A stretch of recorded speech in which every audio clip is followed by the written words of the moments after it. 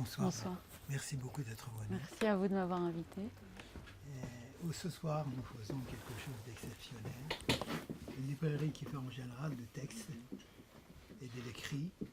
Là, je me suis laissé charmer par le dessin et l'extraordinaire, exceptionnelle valeur qu'il peut avoir ce livre, qu'il a rentré dans une institution juridique compliquée, complexe, où on ne prend pas de photos, et faire avec les dessins, avec des petites explications, rentrer, pénétrer à l'intérieur de l'institution, sur un problème aussi important, ou aussi frappant, et laisser comme ça une trace, à jamais.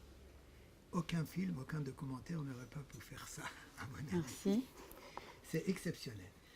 Donc, merci. Nous avons l'habitude ici de demander aux auteurs, pour vous, peut-être, ça ne pose pas le problème, mais c'est quoi ce livre? Pourquoi ce livre? Pourquoi ce livre? Quelques mots. Quelques mots. Et on va enregistrer, ça va partir après dans les réseaux. D'accord, ok. Donc en commençant, j'explique pourquoi. Pourquoi ce livre? C'est quoi ce livre? Et présentez vous-même. Alors, je m'appelle Baharia Akrami.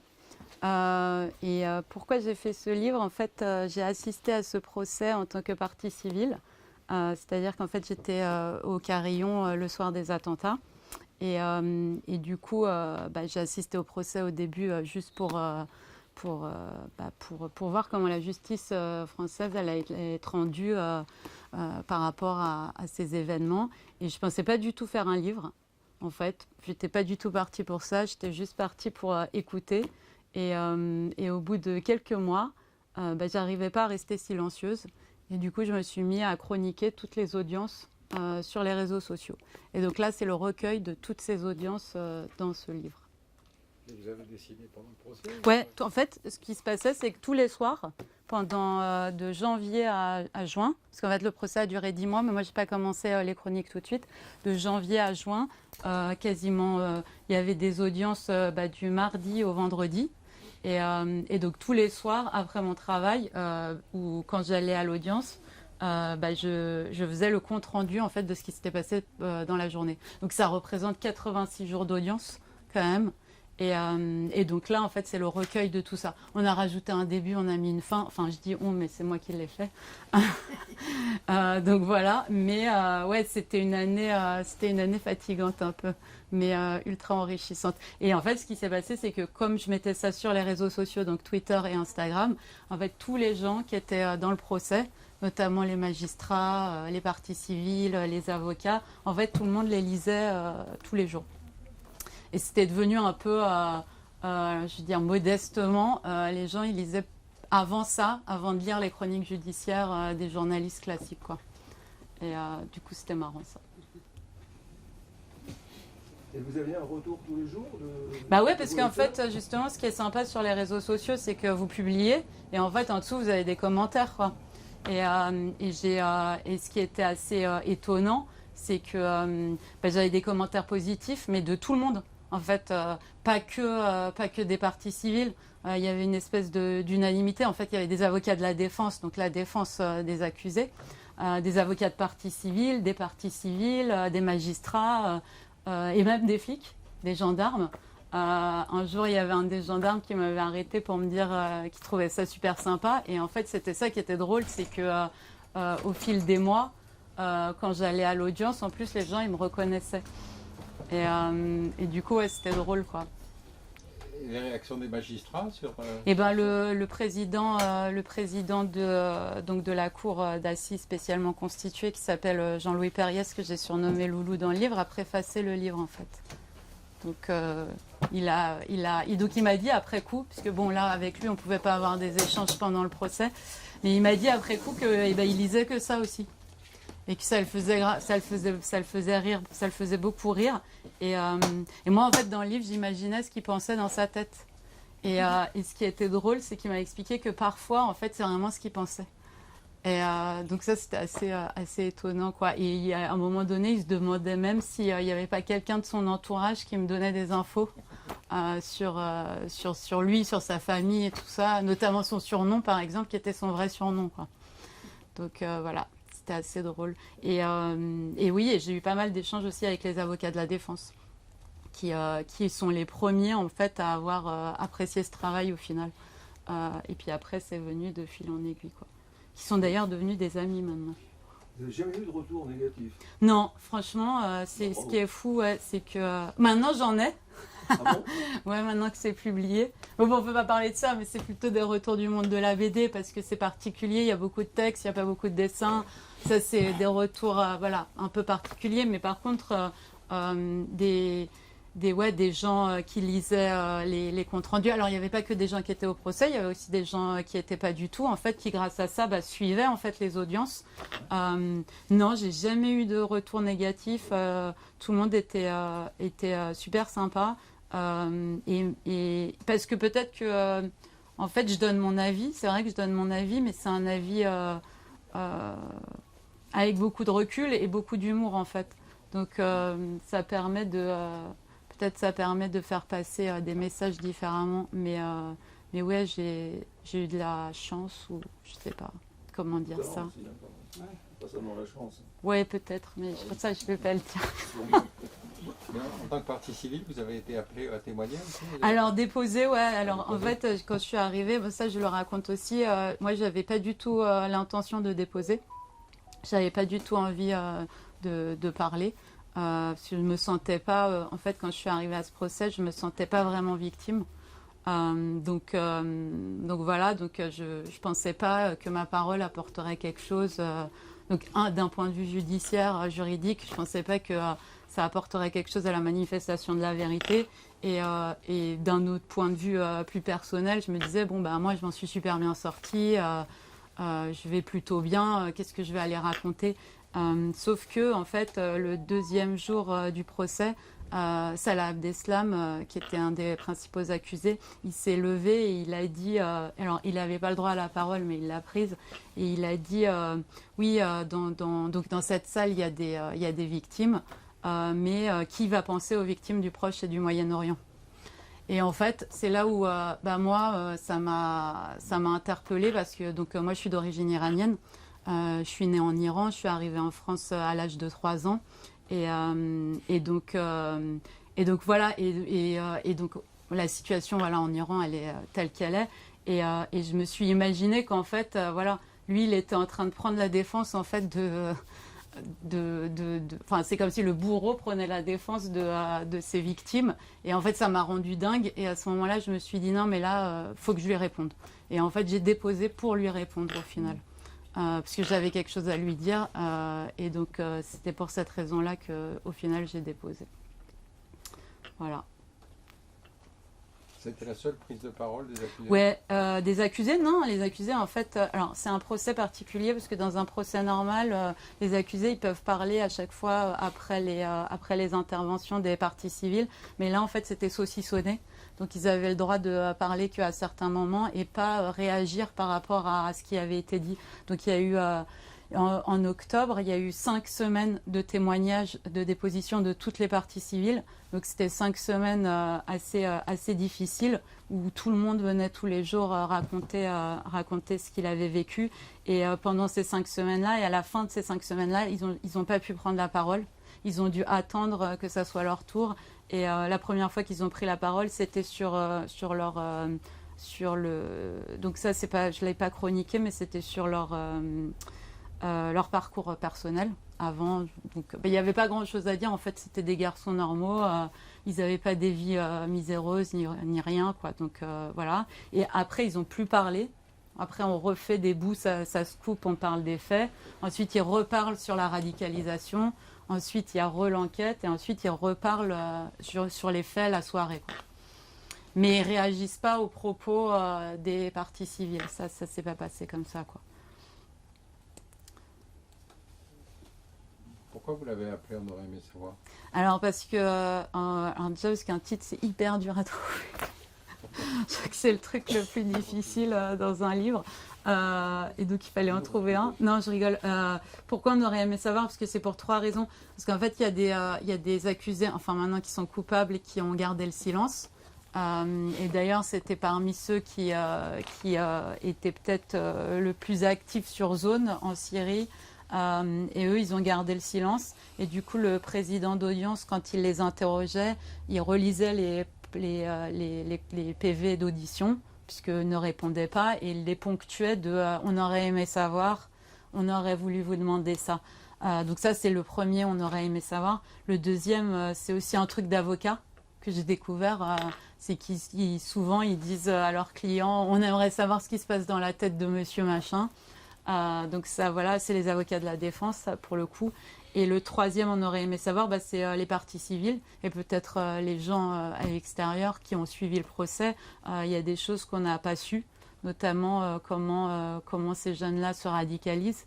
Enfin, comment ça s'est passé, ça, on l'a peut-être pas assez abordé. Et puis, par ailleurs, ceux qui ont gardé le silence, en fait, c'était deux personnes qui devaient faire un attentat, enfin, probablement, un attentat à l'aéroport d'Amsterdam le soir du 13 novembre. Et on ne saura jamais, en fait, ce qui s'est vraiment passé ce soir-là. Et puis d'autres choses comme ça. Il reste des zones d'ombre, en fait, quand même, suite à ce procès. Est-ce que l'administration judiciaire vous a accepté comme ça, comme un intrus? Parce qu'il devrait avoir l'habitude des journalistes, des professionnels. Alors, ouais. Là, c'est une dessinatrice jeune, c'est quand même... moi, je connais un peu l'administration judiciaire. Ils sont beaucoup plus si jeunes, mais et si je me trompe, et ça, c'est un acte courageux à mon avis. Surtout que vous dites après commencer à avoir des échos entre vous-même. Donc, même c'était un intrus, c'est différent qu'un journaliste qu'on dit c'est raciste. Ouais, mais alors après, pour être tout à fait honnête, le truc c'est que j'étais quand même partie civile, donc j'étais quand même victime à leurs yeux.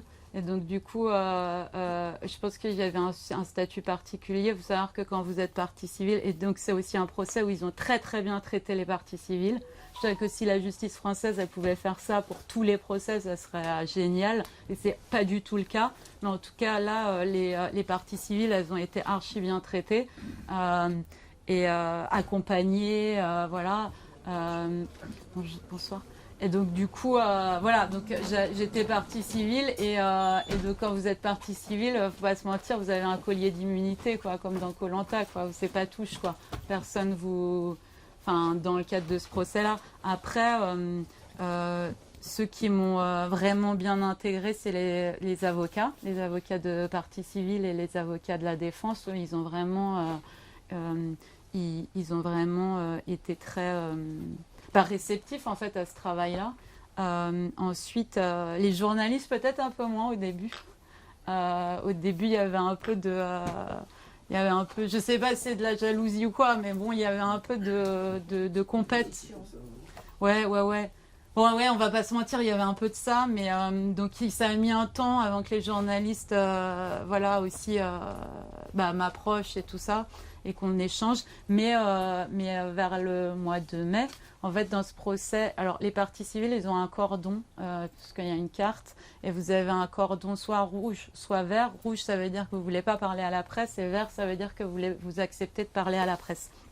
Après, tous ceux qui sont du monde judiciaire, les avocats, les magistrats, ils ont un cordon noir, et les journalistes ont un cordon orange. Et ce qui s'est passé au final, c'est que vers le mois de mai, comme mon travail commençait à être connu, je sortais ma tablette, parce que moi je dessine sur une tablette, je sortais ma tablette et le gendarme, parce que les gendarmes changent tous les mois, la garde changeait tous les mois, donc c'était des nouveaux, et là ils voulaient plus que je dessine sur la tablette. Et donc j'ai demandé en rigolant à celui qui s'occupe de l'organisation du procès, qui est un magistrat, je lui ai demandé un cordon orange. Je disais ça pour rigoler, quoi. Et en fait, il s'avère que le gendarme, il a dit ouais, allez, on lui donne, quoi. Et donc j'ai fini du statut de cordon rouge, donc partie civile, à cordon orange, journaliste, quoi. Et donc ça, c'était assez marrant. Et donc je m'asseyais, à la fin, je m'asseyais sur les bancs des journalistes. Et du coup, une carrière est née de chroniqueur judiciaire comme hobby. C'est la machinerie judiciaire Oui. est une machinerie. Mais Orange, ça signifie que vous vouliez parler aux gens ou pas? Pardon? Journaliste, ça veut dire que vous pouviez parler aux gens Non, ça veut surtout dire que j'avais le droit de sortir mon téléphone portable. C'est surtout ça. Parce qu'en fait, les parties civiles n'ont pas le droit de sortir leur téléphone et leur tablette notamment et leur ordinateur. Donc ça voulait dire surtout que j'avais le droit de sortir tout ça. Après, c'était peut-être pas bien parce qu'au final, quand on a son téléphone, ben, on est moins attentif. Alors que pendant que j'étais partie civile, rester des 6-7 heures sans regarder son portable, ben, c'est sûr que vous restez focus sur l'audience. Mais c'est plutôt ça qui changeait en fait. Après, parler aux gens, je parlais aux gens en fait, mais ça je parlais, mais moi je raconte pas en fait ce qui se passe autour, très peu, je raconte vraiment ce qui se passe dans la salle d'audience, quoi. Vous dessiniez de manière continue dans la salle? Non, moi je faisais que écrire dans la salle et je dessinais après chez moi. Et quelques croquis sur mon cahier. Bravo pour la patience. Il faut avoir assisté à des procès, le respect théâtral, oui, tout à fait, tout ouais. ça. Bah, après, ce qui était aussi super important, en fait, c'était de pas, en fait, de pas trahir ce qui a été dit. Donc pour ça, il fallait noter vraiment tout ce qui était dit parce qu'il y a beaucoup de citations. Et du coup, ben, quand je mets des bulles et que je les fais parler, l'idée c'était vraiment que ça soit exactement ce qui avait été dit dans l'audience, quoi. Donc c'est pour ça que c'était beaucoup d'écrits, quoi. Puis après, en rentrant, j'essayais de replacer tout ça dans l'ordre et voilà. Vous avez été surpris par certaines chroniques justement journalistiques par rapport à ce que vous aviez noté dans certaines séances ou pas? Alors effectivement, moi j'avais tout lu, je lisais tout, j'étais abonnée à tout. Ça c'était, parce que après, une fois que j'ai commencé à faire moi-même les chroniques, je lisais après, parce que je voulais pas être influencée. Donc d'abord je faisais mon truc et je lisais leur truc. Mais pourquoi j'ai commencé ça aussi? C'est parce qu'un jour j'ai lu, donc je lisais tout et un jour j'ai lu un article. Donc c'était le début des interrogatoires sur les faits des accusés. Et on avait passé la personnalité, là c'était sur les faits, on rentrait dans les faits. Et le premier à être interrogé, c'était Mohamed Abrini. Donc Mohamed Abrini, c'est celui qu'on appelle l'homme au chapeau, qui était venu, qui avait accompagné le convoi du 13 novembre à Paris et qui s'est comment dire, désisté, je ne sais pas si le mot est voilà. Et ensuite, il a été aussi prévu pour les attentats de Bruxelles et il est allé donc à l'aéroport de Bruxelles, donc avec son chapeau et il poussait le caddie et c'est là où il est. Encore une fois, il l'a pas fait. Donc c'était lui, donc quand même un gros accusé, coupable maintenant, un gros coupable. Et donc, du coup, oui.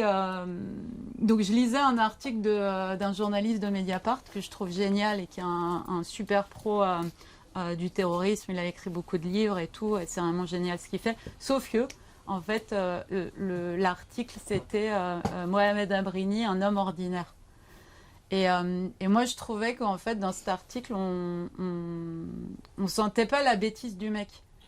Enfin, c'était vachement atténué et tout. Et moi, j'avais envie de dire, ouais, non, c'est un gros teubé, il est vraiment débile. Enfin, voilà, on dirait un ado. J'avais envie de dire ces choses-là. Et je me suis dit, bah, je vais le faire, en fait. Je vais le faire à ma façon. Donc, c'est comme ça aussi que ça a commencé. Après, plus ou moins, si je me retrouvais dans leur... Oui, si je me retrouvais quand même parce qu'il y a quand même des très bons journalistes dans la presse judiciaire et le procès, il a été genre super bien couvert aussi. Il a quand même été hyper bien couvert.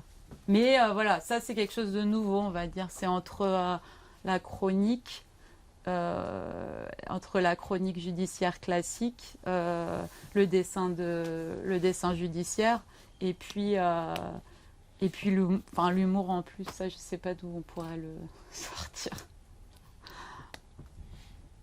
Vous allez leur envoyer un exemplaire? Où est-ce qu'ils sont incarcérés les différents accusés? Alors vous savez ce qui est drôle, alors j'ai une anecdote là-dessus que j'ai pas racontée dans le livre.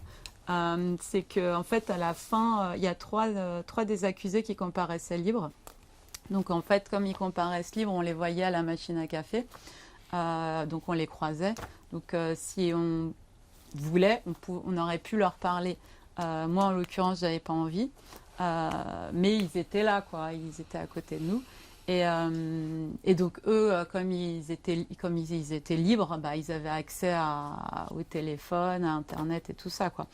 Et le dernier soir, en fait, le soir du verdict, on a tous fini au café d'en face.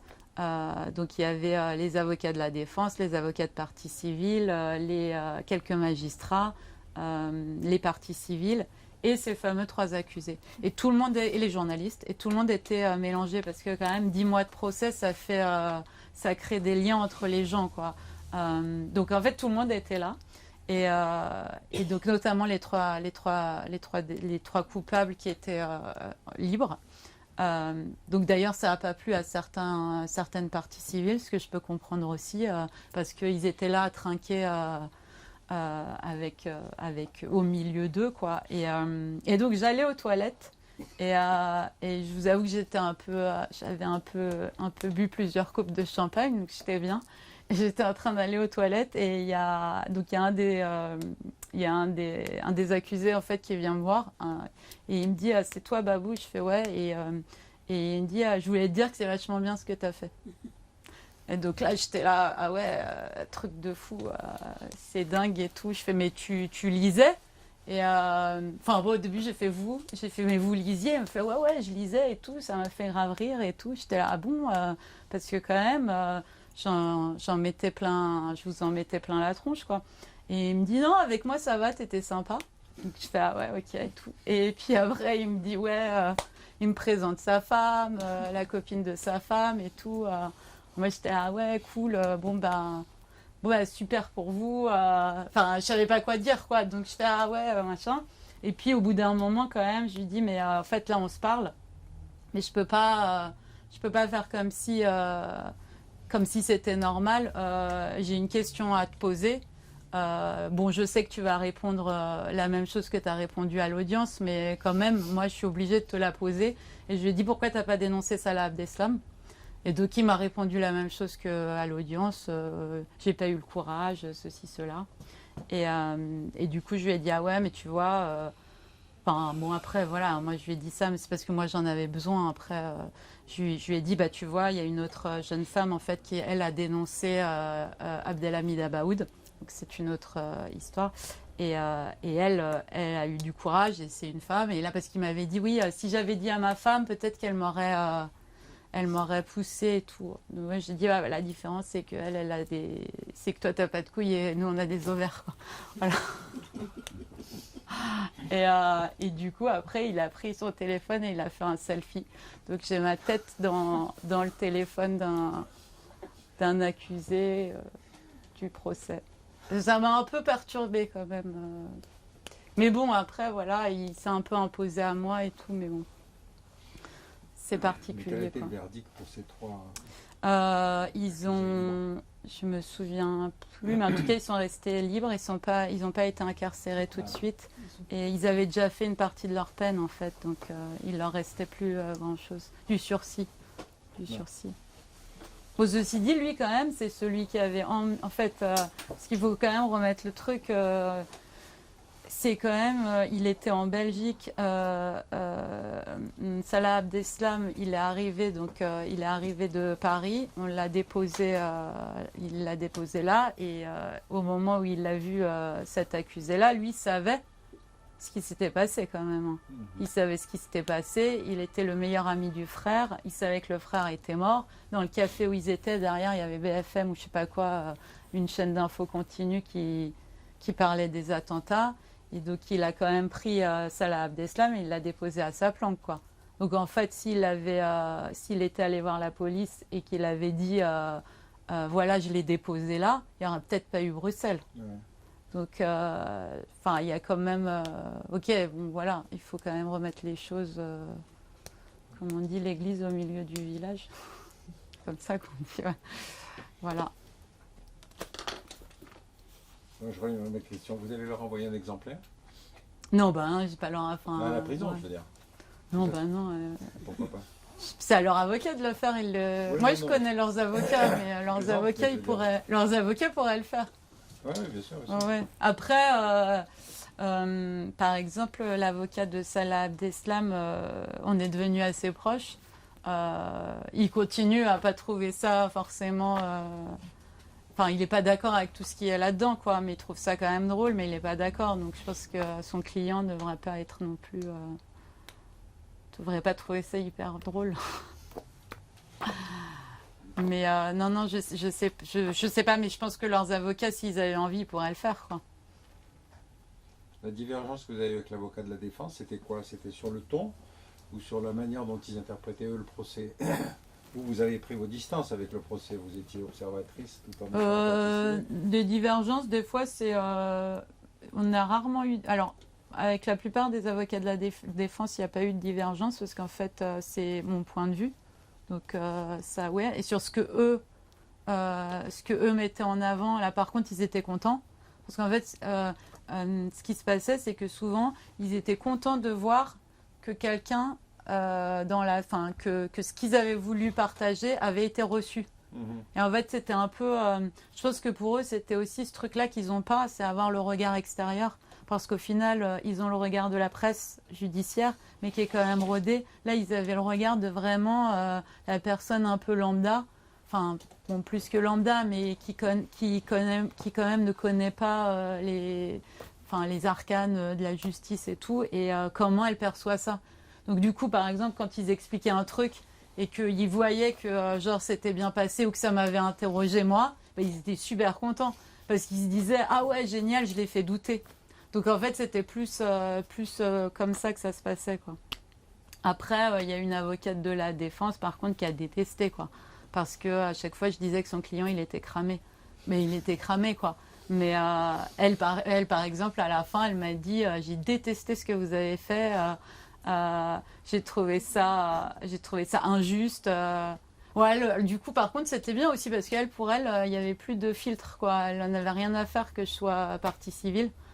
À la limite, moi, franchement, je trouve ça cool. Mais c'est vrai qu'il n'y avait plus de. Parce qu'en fait, c'est quand même chaud de venir dire ça à partie civile. Mais j'avais un autre rôle, quoi. Donc elle m'a dit ça, elle m'a dit qu'elle avait détesté, qu'elle m'avait trouvé très injuste avec son client et que c'était pas du tout, c'est pas du tout comme ça. Et voilà. Ce qui est intéressant comme point de vue. Après, moi, je continue à penser qu'il était archi cramé et d'ailleurs, il a pris 30 ans. Donc voilà, il n'était pas si innocent que ça. Que l'avocate avait pris fait et cause pour son client, c'est ça? Elle n'était même pas distanciée du. Ben. Si elle dit ça, je pense que oui, un peu, quoi. Après, elle a fait une plaidoirie incroyable, faut le dire. C'est-à-dire, malgré tout, voilà, ce qu'elle a dit dans sa plaidoirie, c'était vraiment très fort. Après, voilà, ça, c'est des trucs. Moi, je sais pas, ils sont pas obligés de penser vraiment que leurs clients sont innocents aussi, hein. Je pense que des fois, ils font semblant. Enfin, j'en sais rien. J'espère. Parce que quand même, lui, il était quand même bien cramé. 30 ans, c'est pas mal. Hein. Bah ouais. Et puis il était partout dans le dossier, le mec, son nom, il revenait partout. Donc, je veux dire, à un moment donné, il y a les faits quand même. Est-ce que ça a changé votre point de vue sur les faits, justement, sur le fond de l'affaire? Le fait d'y assister, de chroniquer tout ça, de le dessiner? Parce que, bon, vous avez failli être victime. Donc vous êtes arrivé forcément avec des idées construites ou pas construites. Est-ce que les mois de procès vous amenez à changer de point de vue ou pas? Ou au contraire, ça vous a conforté dans les convictions que vous pouviez avoir avant? Alors, j'étais vraiment. Enfin, quand je vous dis, je pense que j'étais pas victime, j'étais vraiment victime parce que j'étais vraiment dans le carillon, j'étais vraiment là. Ils ont vraiment tiré sur le bar quand j'étais à l'intérieur. J'étais vraiment enceinte de 7 mois. J'étais vraiment avec mes amis dedans, quoi. Donc, en vrai, je l'étais vraiment. Après, c'est ma faute, je me suis mal exprimée. Quand je dis j'avais pas l'impression, c'est peut-être dans ma tête. J'avais pas, comme je m'en suis sortie. Comme j'étais pas traumatisée, j'avais l'impression de ne pas l'être et que j'ai continué ma vie normalement. Je me sentais pas victime, mais pour le coup, Voilà, si la question c'est est-ce que j'étais vraiment dedans, j'étais vraiment dedans. J'étais pas à côté, j'ai pas failli aller dans ce bar comme des fois on nous dit. J'y étais quoi. J'y étais et voilà, et je me souviens très bien de ce qui s'est passé ce soir-là. Après votre question, est-ce que ça a changé mon point de vue? Pas tant que ça, parce que, bon, je vais pas vous faire le cliché, mais j'avais pas de haine, et à la sortie de ça, j'avais toujours pas de haine. J'ai pu comprendre par contre comment ça s'était passé d'un point de vue logistique, tout ça, je l'avais pas mesuré en fait. Après, et ce qui a changé, moi j'ai un peu mon point de vue plutôt sur les avocats et la défense en fait, et peut-être l'état de droit.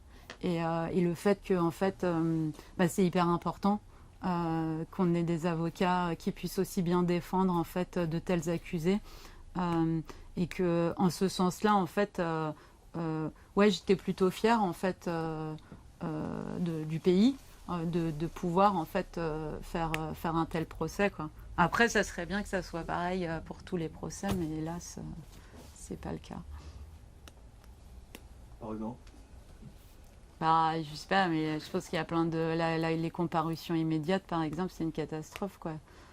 C'est une justice de classe, c'est à la chaîne. Enfin, voilà, c'est pas... la justice, elle met pas... on met pas autant de moyens dans tous les procès qu'on a mis là, quoi. Ça, c'est indéniable, quoi. Merci beaucoup. J'aimerais bien... Oui, bien sûr.